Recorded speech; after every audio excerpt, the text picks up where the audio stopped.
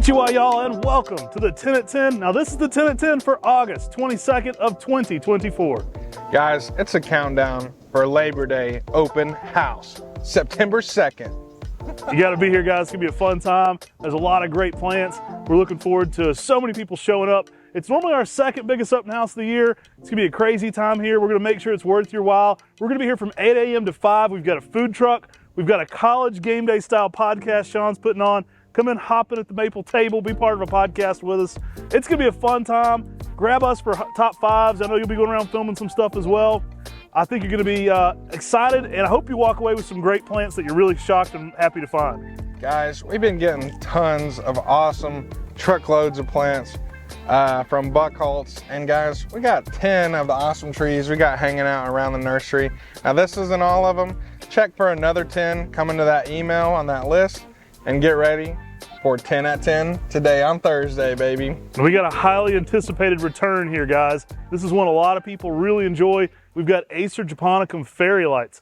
Not only are we bringing this back, these are some excellent size 1 gallons. A lot of times when we list these, we list them as small 1 gallons. Well, these are regular size, great size 1 gallon fairy lights. This is an extremely slow growing dwarf Acer japonicum. I know, this is an awesome one, awesome introduction from Australia. I mean, the japonicums are amazing. They got great fall color, and this one is definitely one that's going to put on a show. You know, more of that weeping habit, that dwarf. Now, these are slow growing. Some of the biggest ones that I've seen, maybe 3 foot across, Right. and that's a huge one. Oh, we've got a big one at Buckholz. That thing's getting pretty big now, but there's some, I mean, even a 15-year plant here at MrMaple, a 20-year-old plant in my parents' garden, 3 foot tall, maybe 3 foot wide. So it's extremely slow. Love it. This one is from Yamina Rare Plants Nursery, like he mentioned in Australia. We did a whole Australian introductions video back in the day. You have to go find that one. Love this plant. It is the perfect name too. Fairy lights, perfect for the fairy garden, perfect for a small area container. Gonna work zones 5 through 9. Typically you want to give fairy lights some late day shade in most of your hotter climates. This thing in fall color Buckholz was like insane though. Like we talk a lot about the japonicums being yellow and red at the same time. This one's yellow, red, and orange often, just putting on a glowing effect. Yeah, this one looked like it was on fire, so throw another shrimp on the Barbie and throw fairy lights in the cart, man. Guys, we got a pretty rare one, Acer palmatum, Livy. I didn't flip the other one over. Everybody always tells me Brian does a good job of showing you the top of the plants. Look at these guys. These are great looking Livys. These are great size 1 gallons. I actually had this in my video at Buckholz on underrated plants. If you'll see that video, you'll see an excellent size Livy in like a 10 gallon. Absolutely love this one. This is an introduction from Canada. It's dense, it's dwarf. It's kind of, I almost like to think of it like a little bit more upright Rhode Island red because it'll get full and thick, but it tends to be more of a conical shape. So it has that, you know, that green penguin kind of shape to it in a compact, dense habit. Typically 6-7 foot, even in a 10-year period.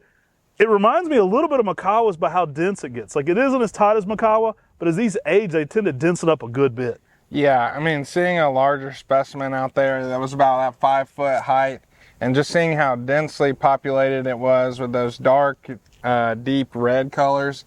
I mean, that video was pretty awesome, you know. It was winding down spring at Buckholz, and this thing was putting on a show. I think that this one does provide that nice dwarf shape. You get that classic Japanese maple red. Right. I think that the color is a little bit deeper than, say, like that blood good feel. Oh yeah, very dark. It's an awesome one to see at this size, because I mean these are pretty awesome size 1 gallons, but also whenever it gets some more mature specimens. Oh my gosh, I think if anybody could see that tree, that would sell a million of these. I'll have to update some photography on that one. We'll have to get back there and do a full cultivar breakdown on that one. Absolutely love this though. Big, large foliage to this one too. Guys, it actually has a little bit more of a picked up pink red fall color. Great for a small red upright. So if you're looking for a small red upright that's gonna have density to it, grab you a Livy. I think you're gonna love what it does in the garden. For sure, an amazing red.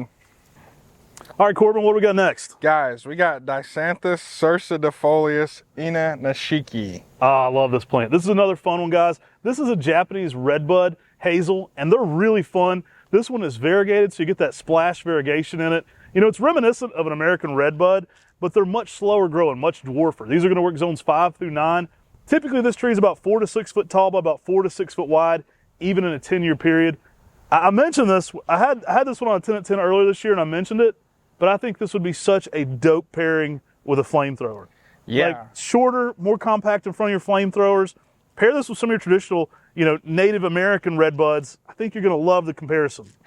Yeah, I love the foliage on this. I mean, obviously reminiscent of that red bud, and that play between the two. I mean, getting to see the different growth habits and bud patterns and all that sort of stuff between the Eastern red bud and then this red bud Hazel would be so interesting. And I mean, such a nice, diverse variegation on the edge of the leaf, providing an awesome contrast between the paler green and the white on here. I mean, way more shrub-like too. So dense, small, compact, distinctly variegated. Actually, decent fall color on these. I mean, you don't think of these as having fall color, but they have some great. I've had like brick oranges and reds with still that creamy eye to it, so you can get some really cool fall color contrast. Great in the container or in the ground. These are, I mentioned it, but these are going to work zones 5 through 9, so very similar to our Japanese maples. I think they're a perfect plant to pair. Absolutely love them in the landscape, though. They kind of eat up some space, but give you that density and that fullness, and just an amazing plant overall. Yeah, I'm getting like some summer fun vibes with that fall color, Right, like right. Summer fun, flamethrower, and then you got this nice red bud Hazel right there in the middle to contrast all that stuff. And it flowers. All right, guys, we just had it, but we're bringing it back. I got asked all week when we're bringing back Hot Blonde. It's today on the 10 at 10. Acer Olivium Hot Blonde, MrMaple introduction. It's one of our premium members of our Heat Seeker series. That means they're durable, they're heat tolerant. You're gonna love them. It's a Chinese maple that brings everything to the table a Japanese maple does, but that added superpower of being more heat tolerant. Yeah, I love watching this thing just chew the sun up, spit it out here in North Carolina. I mean, and we're slowly counting down the days where we get to see that beautiful fall color creep into this tree.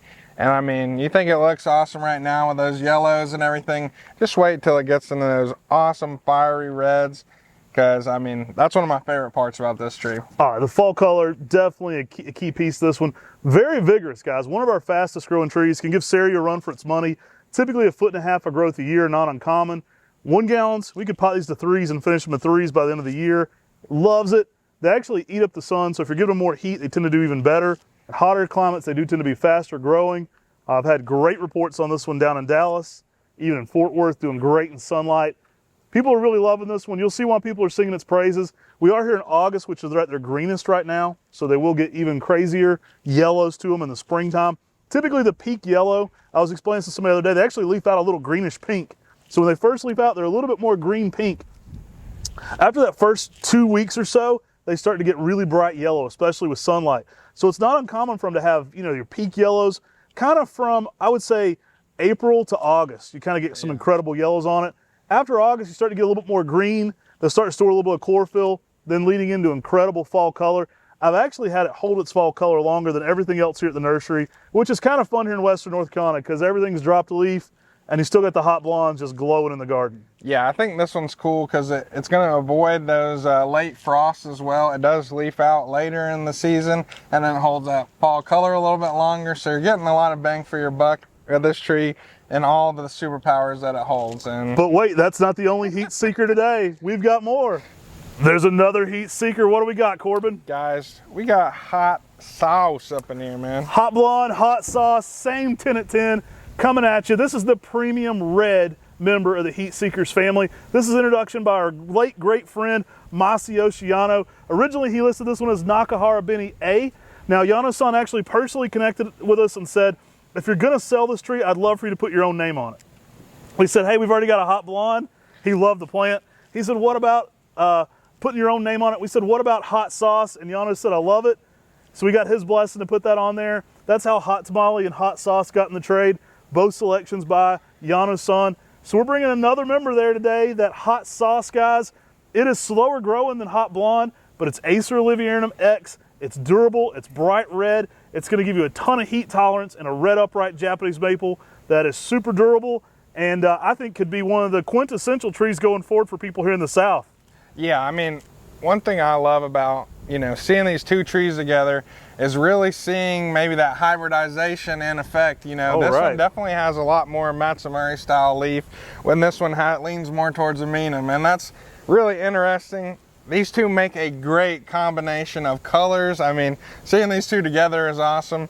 Being able to put them in hotter locations and still getting those beautiful reds, those beautiful yellows. And I mean, it's pretty awesome to have this one from Yano as well. I mean, that's got to be pretty awesome as an honor to do. Yeah, coming from that Heat Seeker series, guys, the 3 original members, Hot Blonde, Hot Sauce, and Hot Tamale. We've offered all 3 of those this year. We've also offered the newest member, Hot Chicken. So now there's 4 official members of that Heat Seekers that have been, you know, kind of put out there into the trade. I highly encourage you to get a Hot Sauce. You compare it with a Hot Blonde, great plants. A little slower growing, typically more in that 10-foot size range in 10 years. Absolutely love what this one brings to the table though, guys. You're gonna love its durability and that amazing color it has. Great durability, but also great fall color. It's more of a bold, bright red in the fall. Plays so well off the Hot Blonde. Yeah, I think what excites me is just seeing like where can we take these Oliviums next. You know, it's like hybridization between both of these to push those limits, because that's what we like to do here at MrMaple.com. We like to push the limits of the trees, see how crazy we can make them, and then get them out to you. Hey, a lot of people are working on cold tolerant stuff. Mr. Maple bringing you some high heat gems, and again, Texas has been singing their praises. I think you're gonna love what these can do for your landscape. Yeah, guys, check out Hot Sauce and Hot Blonde today. All right, Corbin, what do we got next, buddy? Guys, we got a familiar friend right here, the Zova Cinus Goblin. Oh, I love these. What do you know about wizardry, man? If you've seen our Halloween episode, it's still my daughter Carolina's favorite Mr. Maple episode, and I'm not in it at all, which makes me a little jealous, but she thinks that is the funniest episode we've ever aired. Corbin and Sean go around, take you on a magical, mystical adventure with goblins and red dragons, and you gotta go see this episode. Yeah, absolutely hilarious. This is one of my favorite Zelkovas though, guys. It is bulletproof, it's durable, it's exciting. I almost think of it like the Shishigashira Makawa type of the Zelkovas. Got a beautiful one of these in the landscape. Tends to be columnar, but also dense and full. Durable as all get out. And I just love its textures. Yeah, man, these goblins have been eating good. They're filled out, man. You know, it really is just showing that density of the habit of this tree. And I really like the shape of the Zelkova. You know, it's got the single tooth leaf going on, and very, very beautiful trees. Who knows? There might even be a part 2 to the Halloween special. Who knows? I don't know. I haven't been talking to the wizard lately. I haven't seen him in a while, but who knows? He might make a reappearance. You gotta go watch that episode. It's absolutely cringy, hilarious. You'll love it though. It's awesome. Zelkova Goblin though, guys, it is a great container plant. It's durable. I've seen it done as a bonsai. I love just getting them out in the landscape. It's a fun pairing with Japanese maples, and it's just a great plant overall. Great fall colors, great durability. I think it's one of those trees that adds a unique, interesting texture. It's like a whole different leaf shape for your maple garden, and that kind of columnar habit to it really kind of makes it fit in a lot of places. Yeah, I love, this is gonna add so much contrast against that 5-prong leaf. Get that single leaf, you know, looking real nice, and the green is just that perfect lively green feel for the summertime or during the springtime. Great contrast. All right, guys, let us know in the comments below if the wizard needs to return. All right, guys, next up we got the OG Sumagaki. Guys, not OG, but OGI Sumagaki. Very similar to Sumagaki with a little bit of a twist, named for a guy named Ogi. Yeah, there's a lot of regional differences in Japan, you'll find. Sometimes there'll be, you know, a slight twist on a name. This one is very similar to Sumagaki. Talon Buchholz has been growing this one for a while. He prefers OG Sumagaki to Sumagaki. He finds that it's more durable, more vigorous, better leaf shape, and he also thinks it holds its color a little bit longer. And so we've started growing this one a lot. It seems to be an improved growth rate for sure. I've really been impressed with its durability and growth rate. It tends to get out there at over 1 foot of growth a year, which the regular Sumagaki can be a little slower. I have found the leaf shape to be slightly smaller, slightly less cut down. Great purple border, great green bark to it too, but definitely more vigorous. I have found this to be a much more lively plant to get out there in the landscape and get something quicker out of. Yeah, I think that's one of the coolest things. You know, we talk about pushing that line further and further with things like the Heat Seeker series. But then you got something here where we come back to a classic, kind of put our spin on it, and like as nurserymen, we put our spin on it and bring something that just adds a little bit more. And Sumaki, a great tree for that spring interest and that painted nail, and then just to add a little bit more hardiness, a little bit more growth rate onto it, just takes that tree that's already great and puts it into this and makes it just a little bit better. This one's named for Corbin when he was painting toenails. All right, y'all, next up we're bringing back Acer palmatum Kabuki. Yeah, this is going to put a show on your garden, and not just Kabuki as in the drama, the Japanese drama that goes on. This thing is going to look amazing. One of my favorite things about this is that bicolored candy stripe bark that it gets. Oh, good point, man. The bark is underrated. You really get some just striping, some striations, that candy striping as we like to call it in there. The bark can be quite ornamental to these. In the early spring, you'll get a lot of white and pink and green. Now, this is in that Aridino Nishiki family, but it's noted as being one of the most pink members of that. So a ton of bright pink going on, typically around 6 foot and 10 years, making it medium sized, multi-stem typical as well. Great red fall color. But really, this thing is known for its pink. Kabuki brings the pink. A fun pairing since it's a Kabuki with the Geisha Gone Wild or Geisha, because the colors are incredible and it's going to contrast very well with some other variegated plants. Yeah, you talk about pinks. This thing is just throwing it out there in the garden, and that's another thing is like I love looking at that bark whenever you're picking these, because you can really pick that primo Kabuki just by looking at the bark. Even if it's during the winter time, you can see one and you're like, oh, this specific branch is going to be putting on a show during the next springtime. That Aridino Nishiki style makes every leaf look different, and this is an awesome tree for sure. Guys, these are going to work zones 5 through 9. Give them some late day shade for their best color. Kabuki typically doesn't want a lot of full direct sun. Early morning sun works if you're protecting it from that hot afternoon sun. You're going to get some incredible pinks. I love pairing this with something like Alarian too. Now, Alarian is a similar tree to this one, but you're going to get more white, and Kabuki you're going to get more pink. So the two together can make a real fun display. Even right now in August, that late summer growth is just showing out. Yeah, white, pink, and green, one of my favorite combination colors on some Japanese maples. All right, guys, we're bringing back another Japanese classic. We've got an oldie and a goodie. It's Acer palmatum Hiyama. This one is one of my favorite reticulated Japanese maples that's not in the Go series. It's a whole different style reticulation. I think this style variegation is great for bonsai. You can air layer from it as well. Really a fun one in the spring. J.D. Vertrees calls it the popcorn maple, because when it leaves out in the spring, everything just kind of pops the way it unfurls. You still get that almost little cluster started. They look so unique, and then everything's just on display all at once. Yeah, I think one of my favorite things is looking at each individual leaf and noticing the small little differences in that Hiyama style variegation, you know, counting the ridges of the variegation and that sort of thing, and seeing, you know, this in a larger specimen where it's just kind of lit up with those little popcorn hands is just amazing. Now this one doesn't revert. You're going to see them be more green as they arrive this time of the year, especially coming out of heavy shade in a greenhouse. We keep them in heavy shade. That way we can water them all at once. It keeps the trees happier. But you're going to find more reticulation on this one in the ground. So you get this in the ground, it's going to have better colors. Leafing out slowly is going to give you even better colors. It never reverts. So next spring, Hiyama is going to look incredible. But it will be more green this time of the year. Great bold red fall color. I like this one. It's one my dad's been growing, honestly, since the 80s. So I'm very familiar with Hiyama. It's one we've had around a long time. It tends to look more columnar as it gets out there. It does put on over a foot of growth a year, which is quite vigorous for the style. As it gets larger, the trees aren't very wide. We have a 20-foot one at our Maplewood Gardens, and the whole tree is probably less than 10 foot wide, so it doesn't get a huge branching canopy to it. Absolutely beautiful for what it does, though. And when that spring display hits, especially on larger trees, it is amazing. Now, here's a little detail, too, for you bonsai people. This one does root. So I have rooted Hiyama before, so you can air layer from this and do rooted cuttings. Very popular in Japan for bonsai. Yeah, I mean, one of my favorite things to do with this tree is just the shape is so amazing whenever it's, you know, getting a little bit more mature. That it is almost that columnar shape, and just watching, looking up the tree and watching that variegation slowly change is just an amazing thing about this tree. A classic for sure. Grab you a Hiyama today, great sizes.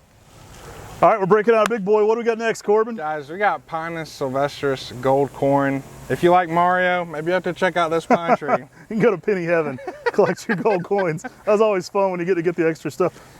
My kids are just into Mario, which is crazy. Anyway, love gold coins. This is one that's going to work zones 3 through zone 8, and it especially lights up in that winter garden. We were out at Buckholtz last year in the winter, and the yellow conifers were really stealing the show. This one's no exception. It is one that in the winter months, it's really that pinnacle in the garden. Yeah, guys, we're MrMaple, but we love conifers too. I mean, the conifer game has been bumped up. I mean, this is an awesome size for this Pinus Sylvestris. It's going to add that yellow color in the garden immediately. It's going to have a presence, and it's going to add some contrast during that winter time whenever things get a little drab. Typically over a foot of growth a year. These tend to be around 8 to 10 foot in that 10-year span. Guys, excellent size right now. You could start out with one. My wife loves to decorate these, so they're going to get Christmas ornaments on them at our house. It is amazing though, and you're going to love that premium golden yellow color. Yeah, I mean, the pines, they just have that yellow that they get is something that's just a little different, and then holding it all year round is just something that's so nice. I love the structure on this. You know, it's pines are usually very uniform, but you can play with them a lot and kind of shape them exactly how you want to. And this is a nice canvas to really start a nice prune pine that's going to look awesome in the garden. All right, guys, that's our 10 at 10 for today, but there's 10 more secret trees in the email. You're going to have to sign up for our email to see what those other 10 hot items are. There's some really cool ones in there. You're not going to want to miss out on them. And those go out every day at 10 a.m. in our email. They'll be hitting today at 10 a.m. on MrMaple.com, so make sure to check that out. We appreciate you tuning in today. Don't forget our upcoming open house. That's going to be Labor Day, September 2nd. Take care. God bless. And have a great day.